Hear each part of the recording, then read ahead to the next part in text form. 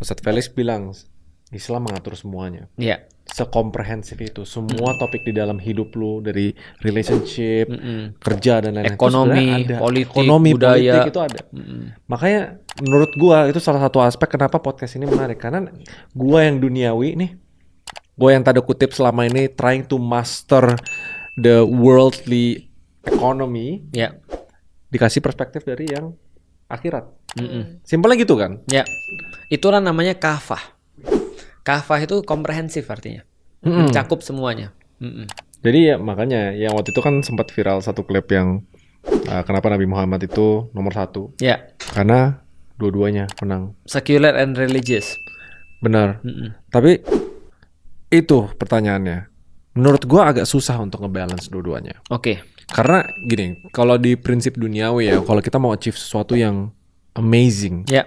lo butuh obsession. Oke. You need some sort of obsession gitu Oke. loh. Dan itu nggak harus satu hal toh. Oke. Jadi kalau waktu gua kepisah untuk hal-hal duniawi, terus hal-hal akhirat, hal duniawi, hal akhirat, gua nggak bakal bisa jadi number one nih. Oke. Sedangkan seberapa ekstrim dan diperbolehkan oleh Oke. agama untuk kita number one, tapi kita ya harus 100% ya fokus ke hal duniawi dulu gitu. Oke. Anggap number one dulu, baru nanti tobat lah, Oke. baru fokus ke akhirat. Oke. Berarti kaya dulu baru agama. Masuk nggak pertanyaan Feren gua? jawab. Menarik nggak? Jujur aku nggak dengerin. mohon maaf. Jarang-jarang saya kayak lihat. Gak bagus. Dia nggak dengerin jujur. Iya, gak apa-apa. Sama sekali tadi gue ngomong apa? Mungkin intinya kayak gimana cara misahin apa lagi? Misahin siapa? Misahin apa? duniawi sama agama kan? Nyambung nggak? Dia bilang gak bisa terpisah. Iya nggak bisa Nggak bisa terpisah. terpisah dan Awalnya. harus pilih. Ya. Ya. Kalau lu mau jadi nomor 1 nih, build the biggest company in the world, lu harus fokus 100% di sini dan gak usah pikirin tentang akhirat. Anggap lah gitu. Sebenarnya itu banyak roadmap yang orang-orang kaya di dunia ini loh. Iya. Nanti aja pokoknya sholat tuh akhir aja pas udah Iya, tua. Sekarang tobat cari aja. duit Kan dulu. Kalau di agama lu juga kayak ya udah lakuin semua dosa-dosanya, terakhir tobat aja gitu. Enggak. Relationship-nya enggak. Jangan buat agama sendiri. Iya, gimana Banget. kalau di agamamu gimana agamamu? Apa Boleh yang nggak jadi dibahas? kaya di agamamu? Aku nggak tahu, tapi kayaknya nggak apa-apa aja Gak apa-apa sih. ya. Tapi setahuku ini aku pernah dengar quotes katanya kalau misalnya kamu kaya, orang baik itu nggak mungkin bisa jadi kaya. Hah? Gitu ya? Ya, Kaya, oke, karena- itu benar. Bener kan? Orang yang terlalu baik atau traits. Jadi gini, traits narcissism, Machiavellianism sama satu lagi tuh aduh lupa deh. Itu tuh ternyata dibutuhin dan selalu ada di orang list paling atas. Oke. Selalu ada. Oke. Tesisnya bukan karena mereka jahat, Iya. tapi mereka bisa berkompetisi dengan sengit. Oke. Kalau orang yang baik banget nih, dikit-dikit legowo, dikit-dikit apa, nah mereka nggak bisa berkompetisi dengan sengit. Oke. Berarti Itu tesisnya. kalau aku mau sempurnain kalimatnya, orang baik tidak akan bisa jadi kaya di sistem yang jahat. Menarik ya? Itu benar. Kalau Karena sistemnya baik juga, berkompetisi kan. Oh. sama aja kayak ikan laut nggak bisa berenang di air tawar. Tapi kalau ikan laut berenang di air laut, dia pasti memimpin. Ada contoh nggak orang baik tapi kaya? Ada. Siapa? Abdurrahman bin Auf namanya. Itu Nabi. Bukan, temennya Nabi. Oh temannya Nabi. Temennya Nabi. Di Al-Quran. Enggak, di dalam hadis. Hadis itu apa sih? Hadis itu perkataan Ah, Nabi bagus nih. atau perbuatan Nabi atau diamnya Nabi Itu di luar Al-Quran. di luar Al-Quran. Ada buku lagi. Ada. Tapi diresmikan.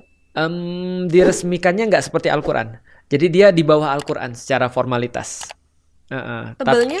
Tebelnya bervariasi. Karena gampangnya gini ya. Variasi. Misalnya Feren udah hidup bersama Raymond berapa tahun? Berapa tahun? Heeh. Baru 3 bulan. 3 bulan. Udah pernah dengar Kenal 3 bulan. Hah? kenal 3 bulan kan ya. Nah, udah dengar Raymond ngomong apa aja? Waduh.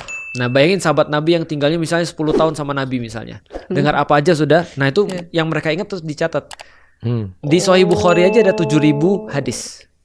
Tebelnya segini nih, Sahih Bukhari. Bahasa Arab. Bahasa Arab. Iya.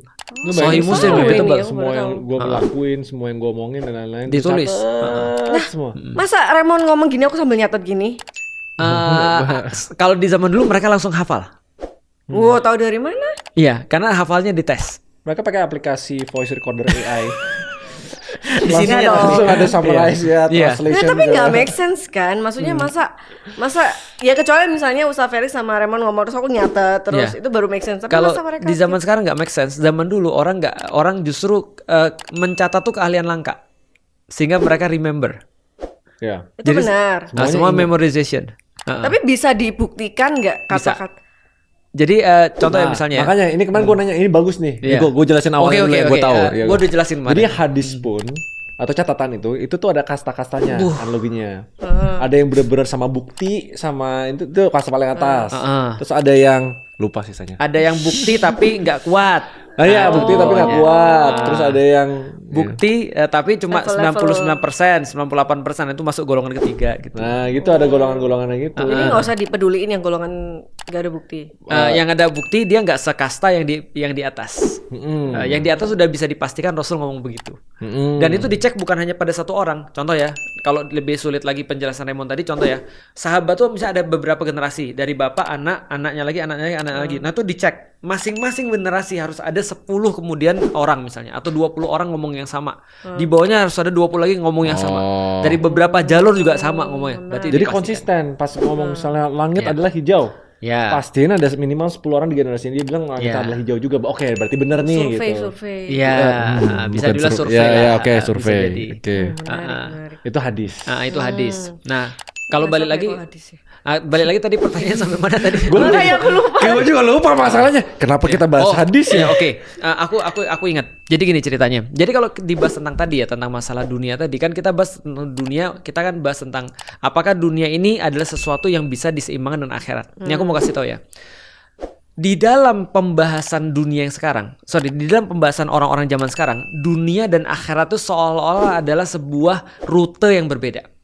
Maka kalau itu yang menjadi pandangannya, maka tidak mungkin kita menyeimbangkan antara dunia dan akhirat. Tapi kalau dalam pandangan Islam, dunia dan akhirat itu satu rute yang sama. Asik kan? Kenapa satu rute yang coba sama? gimana? Karena Allah bilang di dalam Al-Quran, wabtagi fima ataqallahu darul akhirah wala tansa nasibaka minad dunya. Allah bilang ini, cari sebanyak-banyaknya bekal untuk akhiratmu, tapi jangan lupakan dunia. Jadi itu satu jalur. Artinya di dalam pandangan Islam. Oke, berarti secara kalimat akhirat dulu baru jangan lupakan dunia. Benar. Jadi semuanya untuk akhirat. Tapi jangan lupakan dunia. Artinya di dalam Islam, semua yang kita lihat itu adalah tools untuk mencapai akhirat. Oke, di perspektif Islam, ini tuh cuma temporary Tools. untuk kita berinvest berapa yang ujungnya akhirat. Akhirat ini surga neraka kan? Akhirat surga neraka. Artinya kalau semuanya tools itu kita jalani untuk mencapai tujuan, maka itu boleh. Apapun ceritanya. Tapi kalau sebaliknya, kita menjadikan tools itu sebagai tujuan, maka itu problematis. Nah, gini, oke, let's say gue jadiin tujuan deh. Ya. Gue decide gue nggak mau belajar agama lagi deh sampai gue umur 50 gitu misalnya. Betul. Karena gue mau fokus ke Karir. cari duit, bangun bisnis, menjadi nomor 1 di dunia loh Oke. gitu. Gue nggak fokus gitu. Mm-mm. Baru nanti umur 50, gue pengen hidup tenang, gue pengen santai, gue pengen tobat, pengen sholat 5 waktu, pengen Oke. apa. Diterima nggak? Tidak. Tapi kamu yakin umurmu sampai 50 tahun? Bagus sekali, Itu katanya Feren. pendetaku. Bagus Pendeta. sekali, Feren. Ya pernah ada kan Siapa nama omongan gitu. pendetanya? Nggak apa-apa, itu artinya bagus. Ya tapi bagus banget sih. Iya, Soalnya kayak di Kristen tuh sering ditanyain gini. Iya. Kan banyak yang bilang kalau misalnya oh ya udah aku dosa aja sekarang. Aku Iya, bunuh nanti aku orang, aku bertobat. curi. Iya, nanti aku tobat. Di waktu aku deket-deket umur 60 tahun mau Iya. mati aku tobat. Lah, masalahnya kamu nggak tahu umurmu sampai kapan. Iya. Dan kalau misalnya kamu punya pemikiran kayak gitu, berarti kamu tuh nggak bener-bener sayang Tuhan. Dan Benar. kamu nggak mengimani Tuhan itu. Benar, karena niatnya udah salah. Niatnya salah. Heeh. Gila. Kristen, Bos. Senggol, Ya, Bos. tapi itu sering Segel, bos. itu sering jadi kata-kata tantangan dari agama lain gitu loh, kayak nanya, Iya. yuk enak ya di Kristen kamu berdosa apapun akhirnya di apa Ya. Hmm. dia apa sih? Dia apa? Diampuni. Iya, dia ditebus Iya, dosa-dosanya. padahal nggak kayak gitu konsepnya. Iya, Sama kayak yang kamu Nah, ngomong oke, tadi. balik Iya. lagi. Itu bagus argumentasinya. Mm-mm. Again, kan gue bertanya itu untuk jadi devil's advocate ya, untuk memancing diskusi yang susah ya. Betul. Bagus. Bagus. Jawaban lu sangat bagus. Balik lagi, satu jalur yang sama maksudnya gimana? Nah, jadi gini. Jadi kalau andaikan seseorang tuh misalnya contoh ya, dia jadi orang yang paling kaya dan dia berusaha untuk melakukan apapun yang halal untuk jadi kaya, itu menjadi sebuah pahala juga bagi dia kalau dia tujukannya untuk akhirat dia. Oh, oke. Berarti 100% fokus ke nafkah dan lain-lain dengan niat ke akhirat, itu pahala dan itu anggapannya satu jalur. Itu satu jalur. Contoh misalnya ya, Raymond bilang, aku akan jadi pebisnis nomor 1 di Indonesia. Tapi nggak sholat. Nah, itu masalah tuh. Nah, tapi ya gitu. Berarti kalau kata Feren, dia tidak terlalu sayang sama Tuhannya. Karena ketika dia sayang sama Tuhannya, dia akan bilang begini misalnya, aku mau jadi nomor 1 ya Allah untuk jadi pebisnis di Indonesia. Maka dia pasti sholat kan.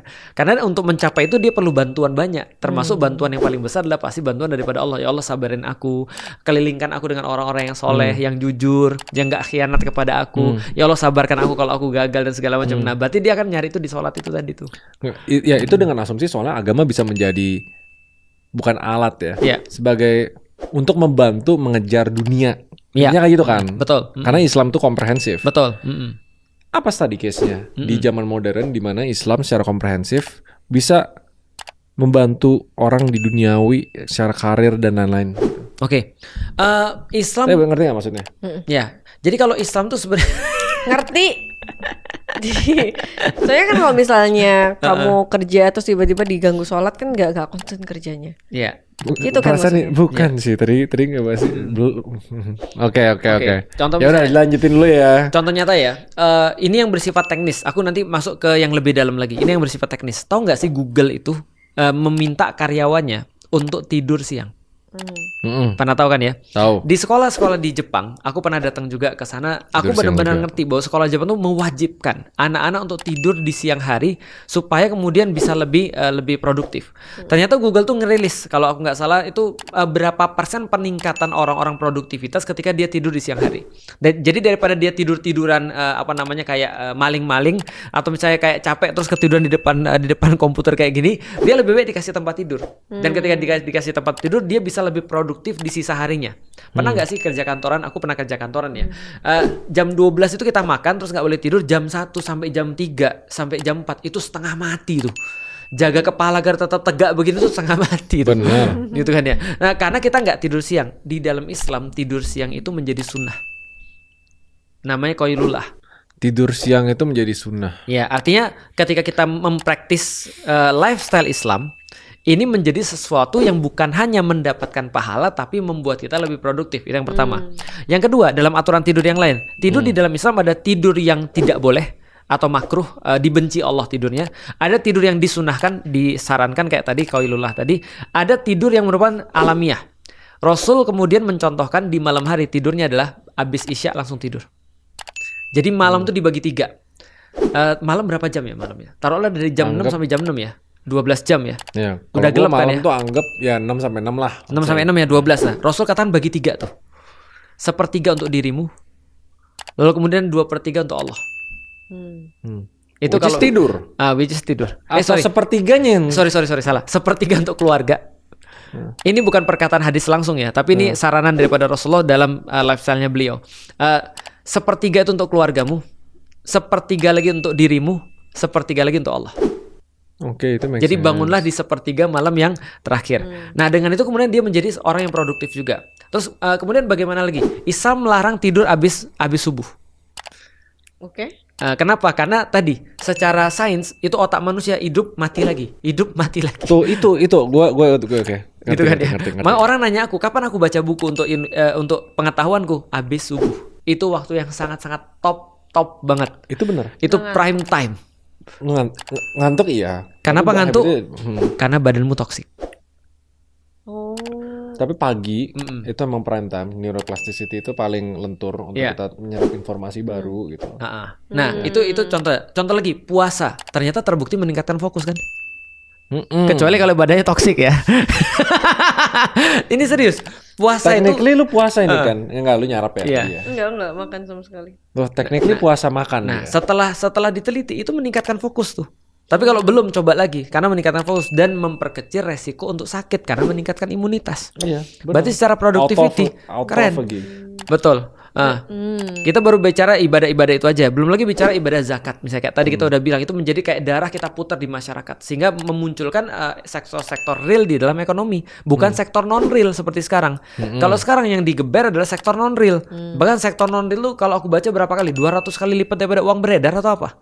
Dan itu kan menimbulkan inflasi dan segala macamnya. Problem bagi negara gitu ya. Nah, itu kemudian kalau kita bahas baru segi ibadahnya aja. Nah, sekarang kita bahas mentalnya. Coba lihat ya. Menurut Feren, kerja sama Raymond, antara beban fisik sama beban non fisik itu lebih berat mana? Bombastic side eye. Jangan kayak gitu. Kenapa mukanya kayak gitu ya? Kira-kira. Kayaknya aku harus speak up guys. Ya. Nah, maksudnya yang aku dapetin Iya. lebih capek mana gitu Iya. ya? Non capek fisik atau apa fisik? capek mental? Mental sih. Mental. Itu bukan hanya Feren. Itu bukan hanya Feren. Aku yakin Raymond lebih capek mentalnya ketika mempekerjakan Feren. Iya kan? Iya. Artinya semua orang ketika bekerja, aku yakin yang namanya batas kemudian problematikanya itu adalah problematika mental, bukan problematika fisik. Sometimes kita masih kuat, cuma secara fisik, it's enough, I'm done. Paham gak ya, Nek? Maksudnya jarang terjadi sebaliknya di mana kemudian kita secara mental masih oke, tapi fisik kita kemudian sebenarnya lagging. Iya. Ingat gak kalau Jarang, misalnya kita, seorang pekerja atau seorang pebisnis, dia benar-benar harus bed rest. Tapi kalau ininya masih aktif, jalan. Masih capek ya. Masih jalan walaupun badannya Jalan capek. tapi, Benar kan ya?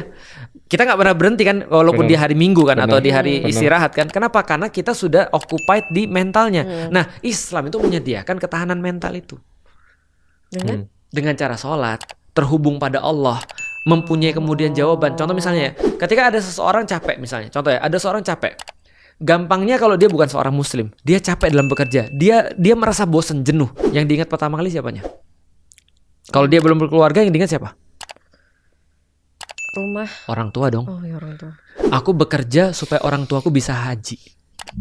Atau aku bekerja supaya orang tuaku senang ke rumah. Dia Ya, mikir maksudnya rumah dia. mikirin gue kayak capek kan pulang Oh, tidur. orang rumah maksud dia. sekarang Iya, di rumah. orang rumah. Lo tahu kan muka dia ini. Kalau orang yang sudah nikah, kira-kira yang membuat dia tetap semangat lagi apa? Dia buka handphonenya. Ada istrinya, ada anak. Dia merasa perlu untuk kemudian giat bekerja untuk anak-anaknya. Motivasi lain kan gitu kan ya. Oke. Tapi andai kan itu semua sudah nggak ada misalnya, motivasi kemana? Yang lebih tinggi lagi. Ingat loh, secara teori motivasi orang melakukan yang paling rendah karena dirinya sendiri, lebih kuat lagi karena yang dia cintai. Yang ketiga ada faktor transcendence. Ya, yang lebih tinggi daripada diri sendiri. Allah. Cuma balik Betul. lagi, ya a higher self. Betul, Pokoknya sesuatu yang lebih gede daripada kita. Orang mau universe, Allah, Iya. Tuhan. betul. Nah untuk orang Muslim adalah Allah. Iya. Dia bilang ya Allah ini untuk engkau ya Allah.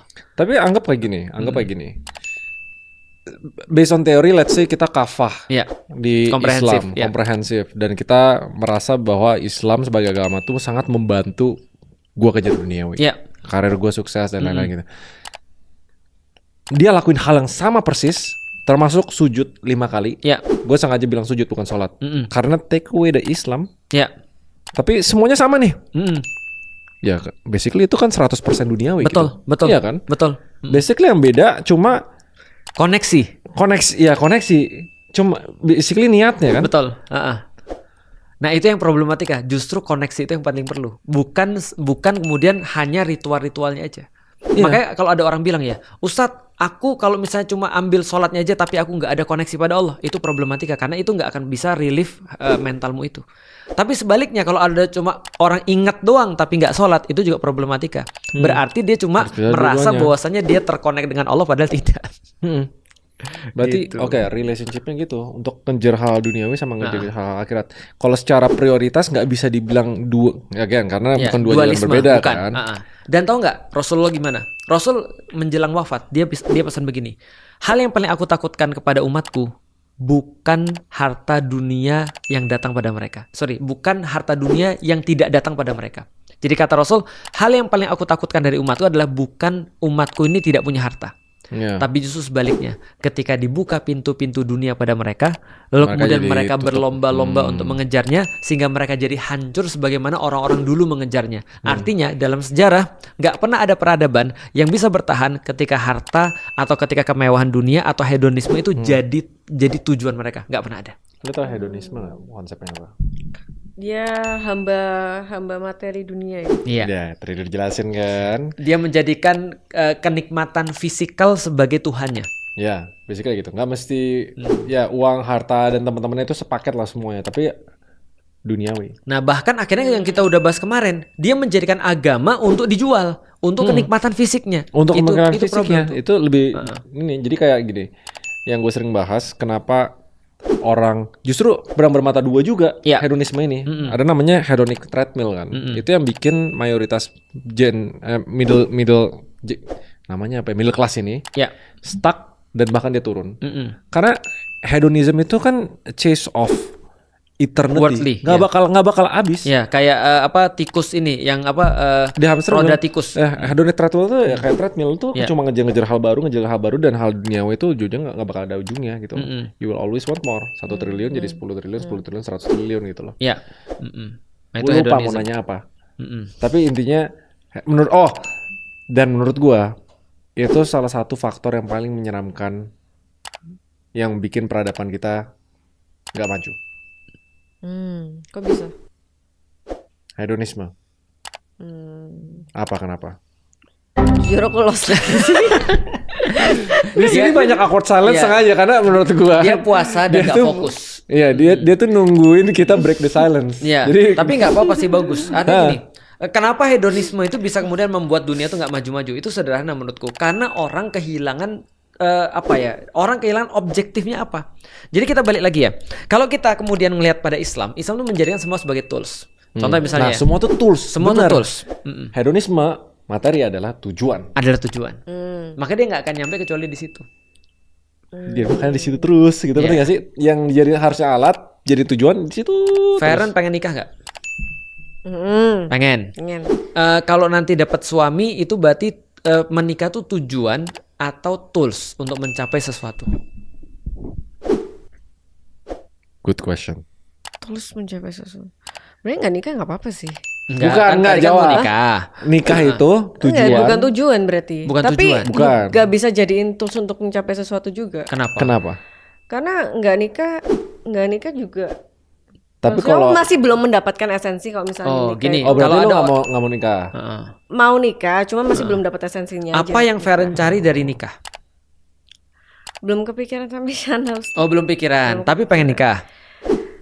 Jadi enggak lagi. Oke, kalau gitu aku tanya lagi. Di hidup ini Feren pengen apa? Pengen apa? Ke Jepang. Ke Jepang. Kenapa? Kalau ke Jepang Oke, terus apa? oke. Bagus itu, bagus. Oke, Kalau ke Jepang Jepang. terus apa? Ke Jepang kenapa?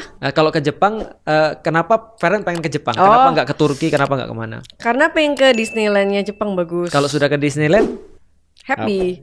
bagus. Ya, good. Berarti yang dituju adalah berarti yang dituju adalah happy. Pertanyaanku sederhana. Kalau ada yang Feren bisa lakukan dan itu Feren dapat happy-nya sama, seperti kayak pergi ke Jepang, perlu nggak pergi ke Jepang? Anggap dapat happy-nya sama nih. Tapi aku Nggak, ini dulu tapi karena level happy itu nggak mungkin bisa sama yang benar-benar. nggak, kalau andaikan Anggap aja. ada happy yang sama, perlu nggak pergi ke Jepang? Enggak. Itu Bagus. tetap perlu. Nah, kalau perlu, berarti yang Feren cari bukan happy-nya, Iya. Oh, tapi experience. Jepangnya. Jepangnya. Berarti Berarti kayak Jepang jadi checklistnya. tujuan, bukan tools. Tapi kalau yang Feren Oh, bilang gitu. nggak apa-apa, aku dapat happy yang sama walaupun nggak ke Jepang, berarti Jepang adalah toolsnya. Tapi itu agak muter, jujur. Muter, bingung Oke. dia kayaknya. Oh, tahu, Soalnya- tahu. Nggak tahu aku Nggak, paham maksudnya. paham. Simpelnya kalau gue ngeliatnya kayak gini ya. Kalau misalnya hedonisme tuh yang seharusnya jadi alat dijadikan tujuan. Makanya muter-muter terus nggak bakal selesai gitu. Uang itu alat atau tujuan? Dia pengen bilang, tapi mulutnya tuh tujuan. Uang itu alat atau tujuan? Uang itu diciptakan di dunia ini Betul sih. buat apa? Tools, Sebagai oke. alat tukar sebenarnya kan. Ya. Ya. Tapi orang banyak jadi sebagai Tujuan. Ya. Tapi maksudnya hamba cuan ya kan. Iya. Jadi orang kerja matanya biar punya banyak uang. Udah titik. Dia lupa. Itu yang salah. Itu yang salah. Karena kerja buat banyak uang. Uang ini alat kan, alat untuk lakuin apa? Untuk berbuat baik misalnya, untuk ujung-ujungnya membangun yayasan, untuk bangun perusahaan juga nggak masalah, atau bikin rumah, atau kan alat gitu loh. Hedonisme itu hadir at the absence of religion atau enggak? Apakah diatur? Oke. Gitu. Di dalam Islam itu sebenarnya gini. Kalau dia sudah menjadi hedonisme, itu berarti dia menjadikan Tuhan lain selain Tuhan Allah kan? Iya, materi adalah Tuhan. Iya, berarti itu sudah nggak boleh. Artinya selama dia benar-benar menjadikan Allah sebagai Tuhan, maka hedonisme itu nggak akan muncul.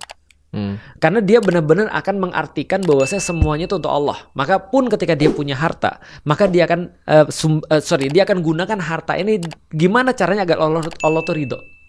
Jadi kalau Ridho ada agama itu sering muncul ya, berarti itu lumayan kata kunci ya. Kata kunci.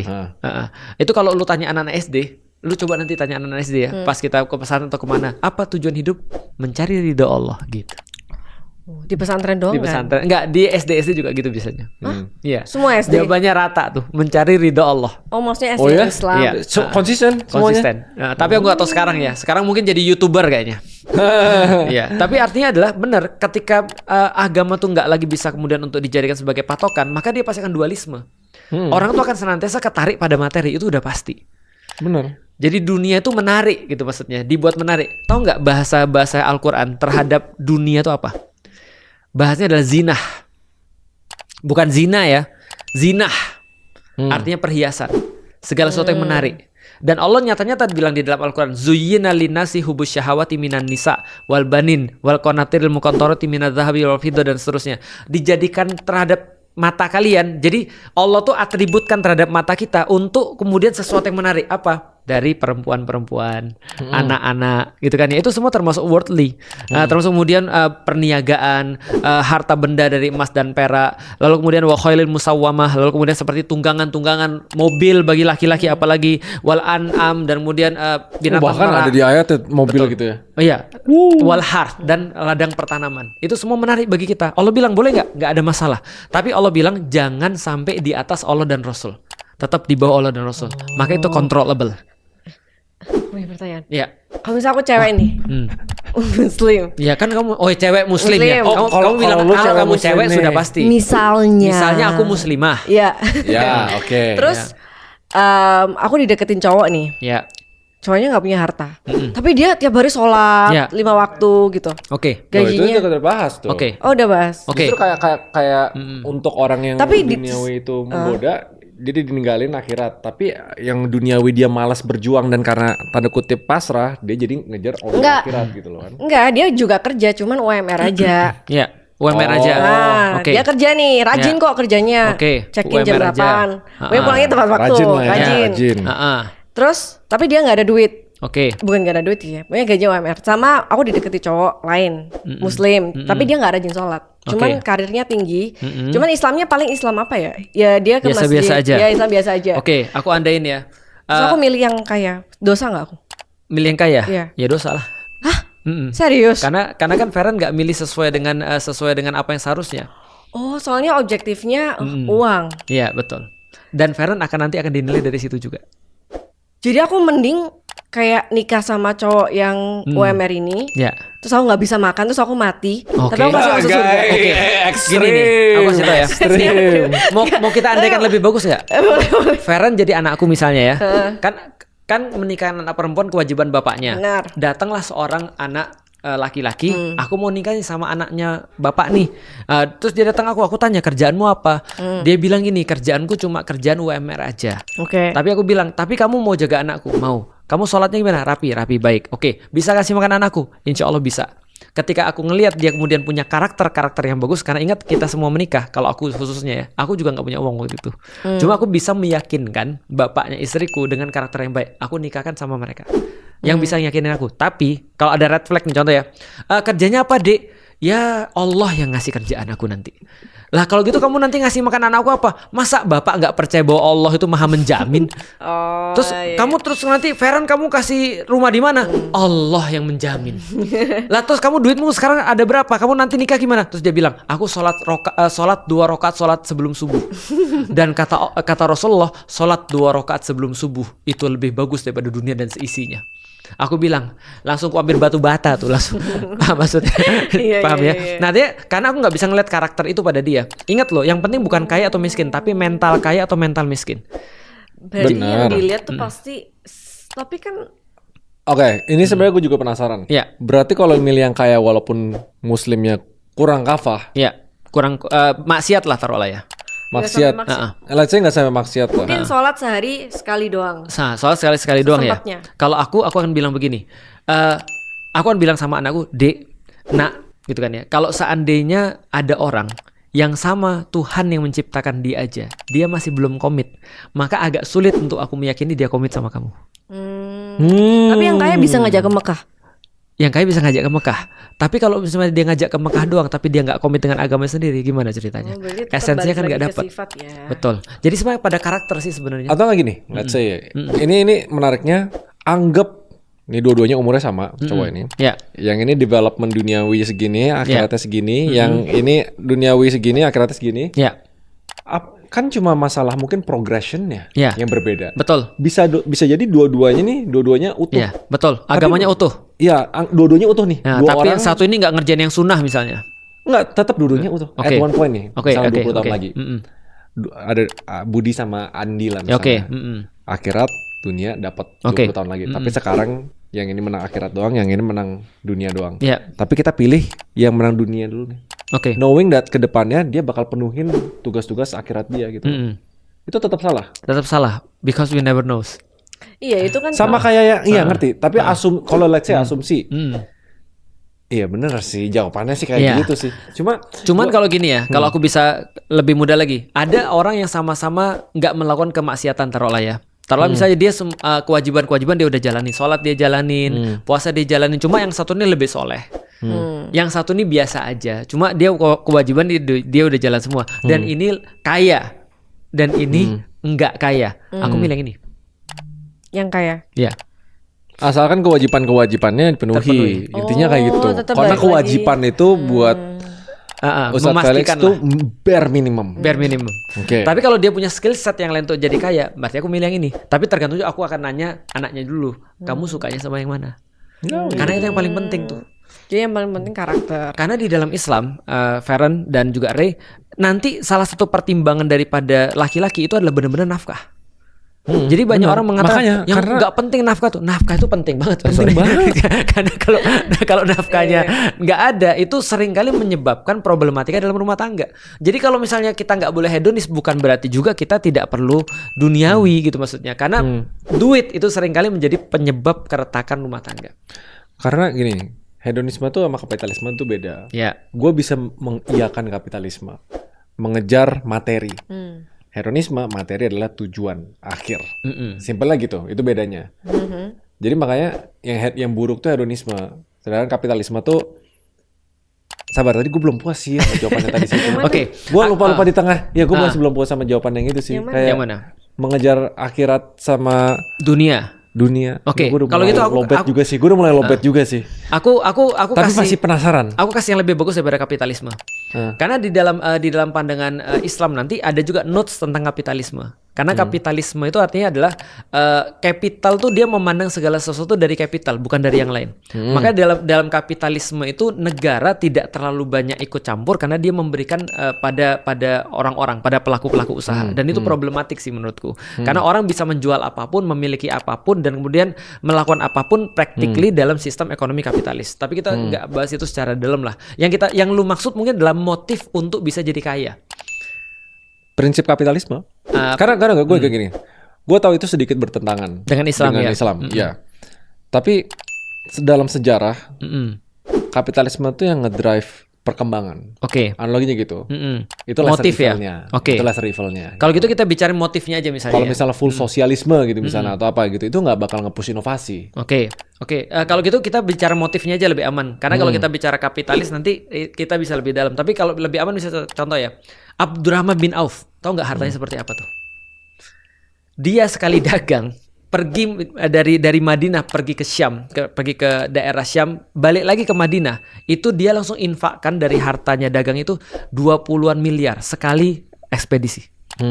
Itu adalah orang yang sangat kaya dan motifnya untuk mencari dunia itu sangat luar biasa sekali. Artinya dia benar-benar bisa dapat keuntungan sebesar itu. Kira-kira. Nah, jadi di zaman Rasul ada nggak orang-orang kaya? Ada, dan kaya banget. Dan itu tidak ada masalah. Zaman dulu orang kaya banget. Nah, terus gua mau nanya nih sekarang nih, Ray. Percaya nggak lu bahwasanya Allah tuh milik kita tuh beda-beda. Skill set kita beda-beda. Artinya di masa Rasulullah ada orang seperti Abdurrahman bin Auf dengan uangnya, ada orang seperti Khalid bin Walid dengan pedangnya. Di dalam Islam kasih orang yang jago main pedang, kasih orang yang jago mengembangkan harta, duit. Jangan sebaliknya. Karena setiap orang punya skill setnya sendiri-sendiri. Artinya ketika kita kemudian ngasih Khalid bin Walid pedang, maka dia akan menghasilkan pahala yang paling maksimal. Oh, intinya alignment dalam ngerti. Oke, gue sederhanain. Menurut lu, Ray, kalau lu misalnya sekarang jago bisnis, pahala mana yang lu bisa dapetin lebih banyak? Apakah lu sholat sunnah ya, bukan yang wajib ya? Lu sholat sunnah atau lu bahas bisnis? Bahas bisnis. Bagus. Dibanding sunnah kan? Bagus. Karena ini ada ceritanya nih. Imam Syafi'i, ini seorang ulama besar. Dia ngasih banyak solusi pada manusia. Suatu waktu dia pernah ketika nginep di rumah temennya ini sengaja anaknya temennya ini sengaja ngintip. Malam-malam dia ngapain sih? Karena anak ini taunya orang-orang soleh itu kalau malam sholat tahajud. Sholat sunnah tahajud yang tidak wajib ya, tapi sunnah menandakan ke sholat sunnah tahajud, zikir, baca Quran segala macam. Ternyata dia ngeliatin semalaman Imam Syafi'i tau nggak ngapain? Guling. Apa? Guling. Guling? Tidur. Bukan tidur, guling di kasurnya. Guling-guling. Apa namanya guling? Guling itu apa ya? Itu aktivitas apa barang? Guling tuh tahu gue barang ya, guling gitu Iya. kan? Guling-guling. Iya, berbaring. Oh, Berbaring. Kita tuh kayak Sorry. bahasa yang berbeda ya. Berbaring. Oke. Berbaring di kasurnya dan nggak sholat sama sekali. Ketika pagi-pagi dia bilang sama bapaknya, Pak, katanya itu orang soleh. Katanya itu orang yang dekat sama Allah. Kok berbaring aja kerjaannya? Kok nggak sholat sama sekali? Kok nggak ada tahajud-tahajudnya, baca Qur'annya, zikirnya mana? Tahu nggak ketika bapaknya langsung nanya ke Imam Syafi'i jawab apa? Aku memang nggak sholat, aku memang nggak melakukan zikir ataupun apapun itu, tapi aku memikirkan ada sekitar 60-an pertanyaan orang-orang dan aku kasih fatwa untuk menyelesaikan masalah mereka. Berarti bagi seorang Imam Syafi'i ketika dia sholat itu egois. Karena dialah yang bisa memecahkan permasalahan orang kan? Bisa dipahami gak kira maksudnya? Tapi berarti itu dapat pahala. Itu pahalanya dia lebih besar daripada dia sholat. Seorang pemimpin. Oh, pemimpin ya. Itu kan Imam Syafi'i seorang pemimpin. Dia ada waktu nih, sholat taraweh misalnya. Sholat taraweh wajib atau enggak? Enggak. Dia nggak tahu sholat taraweh. Oh iya, sholat malam ketika Ramadan. Nah, nggak wajib hukumnya. Dan ketika dia kemudian mau pergi sholat taraweh nih, tiba-tiba ada pengaduan masyarakat, Pak banjir Pak. Dia bilang ya udahlah, aku nggak jadi sholat taraweh, aku mau ngelihat korban banjir. Itu lebih berpahala daripada dia sholat taraweh. Jadi mementingkan orang lain dulu. Jadi bare minimum itu yang wajib. Iya. Pertama sholat di waktu dan semua aturan-aturannya. Kalau misalnya bisa sunnah dan lu bisa ngelakuin sesuatu yang impactnya lebih besar berdasarkan apa yang lu jago gitu misalnya, itu lebih penting. Ingat gak, Ray? Gue pernah bilang pas kita podcast di tempat lu, yang gue bilang gini, kalau gue disuruh milih nih antara orang pesantren yang sholat, yang sudah beres urusannya, tapi dia nggak paham tentang dunia ini, dengan orang yang paham dengan dunia ini kayak Ray misalnya, udah bisa paham dunia, bisa guide orang-orang untuk jadi untuk influence ke orang-orang, aku lebih pilih mana? Ingat gak aku bilang? Aku lebih pilih lu. Itu bikin beban, anjir, banyak yang chat banget, banyak yang tahu nggak kenapa? Sekarang lo. Tahu nggak kenapa? Karena yang sekarang kita udah punya banyak orang soleh. Yang kita perlu adalah orang yang bisa influence orang dan mau influence orang untuk kebaikan. Maka dengan kata lain, untuk sekarang lebih berpahala bagiku ya setelah aku melihat dunia ini untuk menjadi seorang influencer daripada orang yang benar-benar soleh dalam agama. Paham gak maksudku? Blowing gak? Karena ketika lu misalnya bisa influence orang dan lu kemudian bisa ngasih ke mereka kebaikan, pahala kebaikan lu banyak banget. Karena kita sekarang udah kebanyakan, mohon maaf ya. Jadi gini contohnya, lu belajar baca Quran dan lu nggak bisa, bagi gue nggak masalah nih. Karena gue udah punya banyak orang yang bisa baca Quran dan bener dan jago. Tapi kan itu bare minimum gue, harusnya kewajiban gue gitu loh. Bare minimum lu bukan bisa baca Quran. Bare minimum lu adalah bukan juga. Bare minimum lu adalah belajar baca Quran. Oh, jadi sesuai dengan kondisi. Sebenarnya itu bare minimum semua orang Muslim sih. Semua orang Muslim nggak ada yang diwajibkan bisa baca Quran. Oh. Nggak sampai ya. Sholat deh. Nah, kalau gue pasti bisa. Iya. Pasti bisa selama dimulai. Kalau dia mau dia pasti bisa. Iya. Tapi bare minimum lu belajar. Iya. Dan minimum sholat. Sama sholat juga. Sholat bare minimum juga. Tapi kalau untuk baca Quran belajar. Sholat juga nggak pernah disuruh untuk bisa melakukan sholat. Yang disuruh menegakkan sholat. Menegakkan Oh ya? sholat apa? Ya artinya lu gitu. disuruh berusaha untuk benar-benar ngusahain sholat. Oh. Karena ada kejadian-kejadian di mana orang sudah berusaha banget terus nggak bisa. Tapi itu kecil banget. Karena disuruh wa aqimus sholat, tegakkanlah sholat. Itu artinya ayo berusahalah untuk melakukan sholat. Jadi proses yang diutamakan di dalam Islam. Iya. Nah balik lagi, kalau proses itu lu jalanin dan lu melibatkan dunia sebanyak-banyaknya, lu berpahala. Ustaz, aku mau nanya, kalau misalnya Ustaz nggak sholat nih, tapi Ustaz lanjutin podcast ini kan dakwah ya? Itu berarti Keluarnya pertanyaannya lumayan bagus-bagus ya. Oke. berarti itu ya yaudah, kita nggak usah Ustaz nggak usah sholat. Iya. Kita seharian podcast terus, dakwah terus gitu. Iya kan? Gimana? Ya itu gimana? Kalau kita podcast seharian, Iya, itu kan dakwah kan? Nah itu yang aku bilang nggak ada for the greater good di dalam Islam. Jadi aku tetap harus mempertahankan prinsipku, walaupun sholat itu nanti bisa digeser. Makanya kan aku bilang pada orang, kadang-kadang orang baru belajar Islam, mereka bilang sholat harus tepat waktu, begitu azan langsung pergi ke masjid. Enggak juga sih. Karena kadang-kadang kita punya fleksibilitas di dalam sholat. Makanya Allah kasih waktu sholat tuh ada fleksibelnya. Ketika kita lagi ada sesuatu, contoh misalnya ya, ini pernah kejadian, biar teman-teman juga tahu di rumah. Aku pernah datang bapak ibuku ke rumah. Mereka kan bukan muslim kan. Nah begitu satu titik, aku harus sholat zuhur misalnya, dan mereka masih ngajak aku ngobrol, maka aku nemenin mereka ngobrol dulu. Aku bukannya menaruh Allah di bawah mereka. Tetap mereka di bawahnya Allah. Cuman Allah ngasih waktu fleksibel untuk aku birrul walidain pada orang tuaku. Maka aku tunggu waktunya. Jam 1 belum selesai nih. Jam 2 belum selesai nih. Waduh, ini ujungnya sampai jam 3 kan batasnya kan. Maka jam 2 aku bilang sama bapak ibuku, aku izin sholat ya. Bisa dipahami ya. Jadi mereka pun tahu bahwa aku tetap menghargain mereka. Tapi prioritas Allah adalah nomor 1. Berarti iya ya, aku sering ketemu banyak muslim yang kayak langsung strict sama waktu sholat gitu loh. Kalau Lebih banyak kayak gitu menurut gue. Iya, lebih banyak kayak gitu. Berarti mereka tuh melakukan secara template gak sih? Iya, jadi mereka mungkin nggak ngelihat kondisinya atau mungkin belum sampai pada belum titik paham. itu, belum sampai pada keperluan gitu. Kalau itu di pesantren sih it's okay. Nanti contohnya, nanti pas besok kita main pesantren ya, orang pesantren harus begitu. Iya. Harus begitu, dan aku nggak nyalain kalau mereka harus begitu karena mereka lagi training gitu kan ya. Mereka lagi training, mereka harus benar-benar flawless. Mereka harus benar-benar flawless gitu kan ya. Harus benar nggak ada celahnya. Karena ketika mereka nanti praktek dalam kehidupan, mereka baru ngerti, oh penerapannya begini, oh penerapannya begini gitu. Ustadz, ini random question banget sih, ini out of context. Bagus, gue di sini diem aja. Anaknya Enak-enak jadi Ustadz moderator. itu Ustadz kasih kebebasan untuk memilih agama atau Ustadz ajarkan agama Islam dari bayi? Oke, baik. Pertanyaan bagus. Kalau aku Oh, itu gue udah tahu membebaskan mereka, kalau aku membebaskan tanpa mengarahkan, berarti aku bodoh. Oke. Karena untuk apa orang tua kalau nggak mengarahkan kan gitu kan ya. Sama seperti aku bilang pada jamaah-jamaah aku, anak jangan ditanya mau sekolah di mana. Itu namanya orang tuanya bodoh. Tapi kalau anak-anakku aku kasih pilihan-pilihan, sering juga dalam perkara-perkara yang bisa dipilih. Contoh, mau makan apa? Kita hari ini mau kemana? Ada saran nggak kita mau kemana? Kita harusnya gimana nih? Nah kalau ada sesuatu yang mereka bisa untuk usul rembuk kepada aku terima. Tapi kalau ada perkara-perkara yang memang aku harus arahin mereka. Karena that's what parents mean. Itu adalah yang harusnya seorang jadi gini, kita udah tahu di situ bahaya nih. Masa aku kemudian bebasin ya, terserah kamu sih kalau kamu mau ke sana gitu kan ya. Kan nggak mungkin kan. Nah, berarti aku harus memberikan kebebasan yang bertanggung jawab.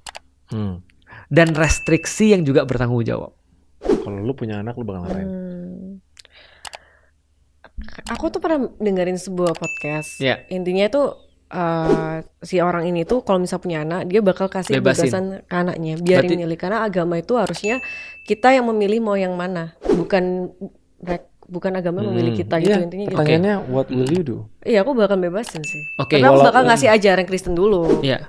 Tapi kalau betul. misalnya at the end dia nggak cocok, dia merasa kayak menemukan ada something yang lebih masuk lah, ya udah. Itu fair. Iya. Itu fair, menurut Itu gua. fair. Nggak ada Satu, masalah. artinya berarti gue gagal Iya. untuk pendidik. Betul. Kalau seandainya dia pakai yang lain Iya, kan lagi. Kedua, ya We blame memang itu- ourselves. Ya, Ya. udah, itu udah. Artinya Emang gini. harusnya dia milih gitu. Tapi gini loh Fer, kita harus hati-hati juga dengan kata-kata awal tadi ya. Aku akan membebaskan anakku untuk memilih apapun yang dia mau, karena itu justru menurutku tidak bertanggung jawab. itu nggak gitu. bertanggung jawab ya. Soalnya Kenapa bisa gitu? Karena dia tidak memberikan konteksnya apa, gitu maksudnya. Karena gini, tugas orang tua tuh kan membimbing ya. Nah kalau misalnya dia tidak melakukan tugasnya, menurutku itu adalah tidak bertanggung jawab tuh tadi. Kecuali dia kasih tahu, aku bisa bebasin kamu terserah mau milih apa aja untuk misalnya bajumu nanti besok.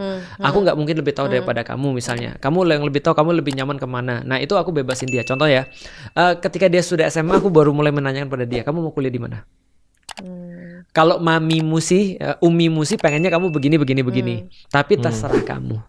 Kalau Abi sih pengennya kamu ini. Contoh nih aku bilang sama anakku, aku sih pengennya kamu di Bogor sih. Karena aku pengen dekat sama kamu. Cuma dia bilang, kalau aku di sini gimana? Iya kalau aku sih pengennya di sini, tapi terserah kamu. Karena kalau dia bebasin begitu aja, dia sebenarnya lagi menyesatkan anaknya nih. Karena Ya, ingat nggak loh, bisa. tidak pernah ada kata netral dalam pilihan. Benar nggak? Benar. Aku netral aja, dia mau kemana aja? Nggak ada. Netral tuh berarti dia sudah ngasih pilihan. Bisa dipahami maksudnya? Tapi kalau kan Ustadz ini mempelajari semua agama nih. Apakah Ustadz juga ngajarin anaknya Ustadz tentang Kristen, tentang Buddha, tentang semua apapun? Of course.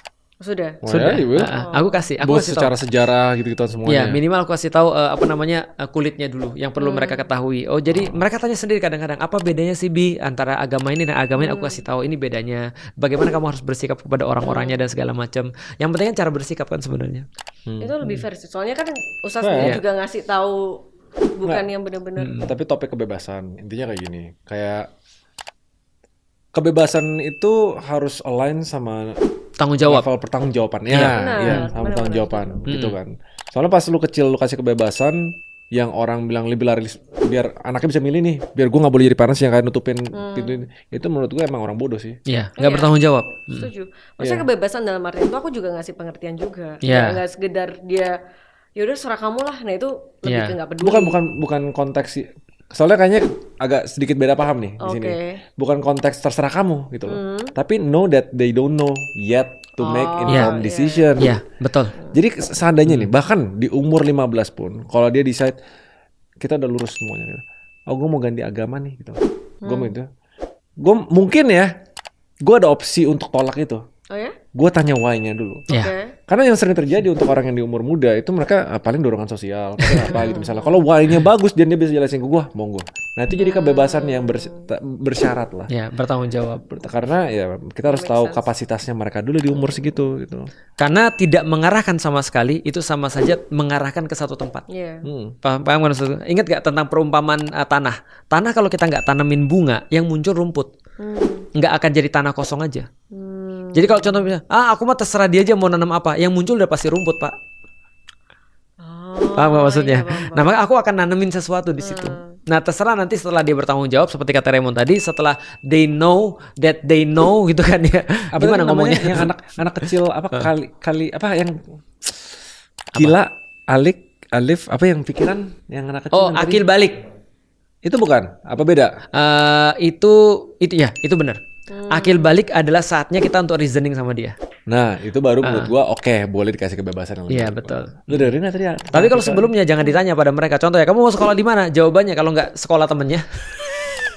Atau sekolah yang dikit aturannya atau yang lebih Iya, mudah iya, bagi iya. dia. Why-nya tuh nggak benar soalnya. Betul. Jadi kita harus arahin mereka. Arahin Contoh kayak dari- gini ya. iya, Aku nggak nanya gini. Kalau kamu sekarang mau untuk melakukan ini terserah, mau melakukan ini terserah, mau melakukan ini terserah. Enggak, belajar. Itu aku lakukan tuh. Karena kalau mereka disuruh pilih belajar atau enggak, kira-kira mereka pilih mana? Enggak lah.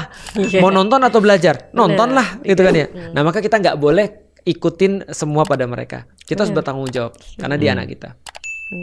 Nggak, aku tadi cuma penasaran aja. Ustadz ngasih kebebasan, maksud ngajarin Islam, ngajarin Ajarin agama apa? lain. Islam atau ngajarin semuanya gitu kan? Iya, maksudnya Iya. kayak Oh, kalau gue sih Dikasih tipenya bakal pengertian. ngajarin Nah, semuanya. udah kalau pasti. kalau aku ngasih kebebasannya dengan bagaimana cara kontribusi dia terhadap Islam. Maksudnya? Nah, kamu mau jadi apa? Kontribusimu terhadap Islam apa? Kayak tadi kita ngomongin kan, kalau Raymond kontribusinya terhadap Islam dalam hal ini, kalau dia sudah sadar bahwasanya setiap perlakuan dia yang baik akan mendapatkan balasan daripada Allah, maka dia bikin konten dengan suatu kesadaran baru nih. Aku bikin konten edukasi karena edukasi adalah sesuatu yang paling penting di dalam Islam. Maka dia dapat pahala itu sama seperti ada orang mungkin yang zikir, ada orang yang mungkin ada yang sholat sunnah, bahkan lebih tinggi daripada itu. Mungkin ya, mungkin lebih tinggi. Nah kalau aku berikan pada mereka, kamu mau kontribusinya dengan cara apa nih?